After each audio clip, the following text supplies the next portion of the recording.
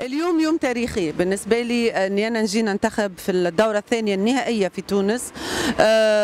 لازم كل تونسي يحس بهذه المسؤولية، ولازم كلنا نحاولوا ان احنا نتقبل بعض، يعني مهما يكون مين ما يكون الفائز، لازم كل التوانسة نقفوا كلنا مع بلادنا، مع حدودنا، مع امننا، مع مستقبلنا، مع اقتصادنا، مع سياحتنا، مع تعليمنا.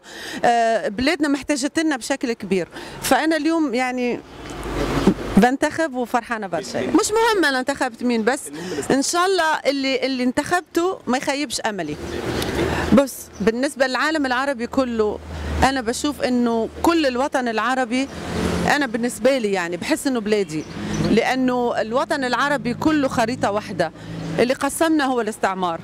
بالنسبة لي مصر تعني لي الكثير جدا جدا، لأني أنا جيت من تونس ودخلت ودرست في أكاديمية الفنون في مصر.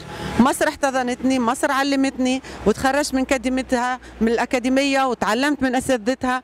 الشعب المصري، الإعلام المصري وصلني حتى لبلادي زادة. فأنا بالنسبة لي تونس ومصر متكاملين يعني.